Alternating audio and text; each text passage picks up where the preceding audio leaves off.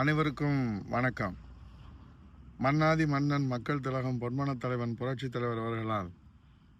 தொடங்கப்பட்ட இந்த மாபெரும் மக்கள் இயக்கம்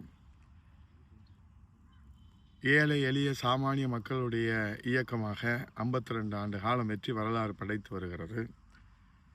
இந்த மாபெரும் மக்கள் இயக்கத்தை புரட்சித் தலைவி இதய தெய்வம் அம்மா அவர்கள் இந்தியாவின் 3வது மாபெரும் மக்கள் இயக்கமாக வளர்த்தெடுத்த வரலாறு இந்த தமிழ்நாட்டு மக்களால் உருவாக்கப்பட்டது.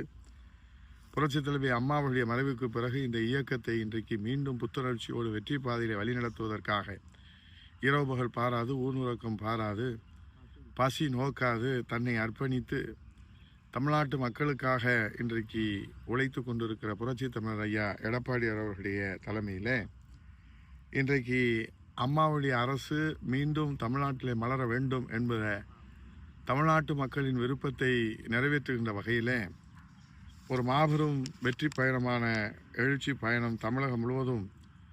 மக்களை காப்போம் தமிழகத்தை மீட்போம் என்ற புரட்சி பயணம் வெற்றி பயணமாக சரித்திரம் படைத்து வருகிறது. அனைத்து இந்திய அண்ணா திராவிட முன்னேற்றக் கழக பாரதிய ஜனதா கூட்டணியில் இன்றைக்கு கிளி பிடித்து இருக்கிற மாண்புமிகு முதலமைச்சர் அவர்கள் அனைத்து இந்திய அண்ணா திராவிட பாரதிய ஜனதா கூட்டணியிலே ஏதேனும் குழப்பத்தை ஏற்படுத்திவிட முடியாதா, அண்ணா திராவிட முன்னேற்றக் கழகத்தில் குட்டையை குழப்பி மீன்பிடித்து விட முடியாதா என்கிற அந்த பகல் கனவில் சில பேர் இரையாகி போகிற அந்த நிலையிலே குழப்பம் நிலைகிறது. அங்கே பல்வேறு பிரச்சனைகள் இருக்கிறது, அங்கே பிரிவுகள் இருக்கிறது என்றெல்லாம் ஒரு மாய தோற்றத்தை ஏற்படுத்தி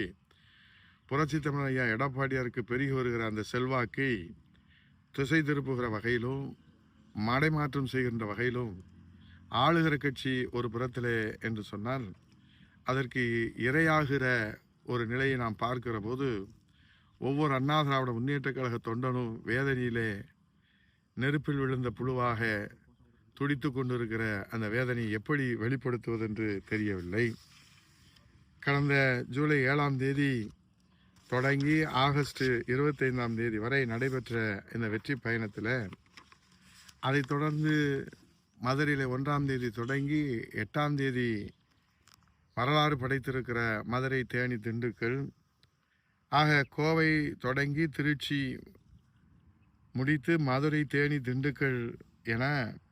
27 மாவட்டங்களில் 47 நாட்கள் பயணம். இதுவரை 140 சட்டமன்ற தொகுதிகளில் சுமார் 80 லட்சம் வாக்காளர்களை, மக்களை, விவசாயிகளை, தொழிலாளர்களை நேரடியாக சந்தித்து ஏறத்தாழ 8000 கிலோமீட்டர் தூரம் வரை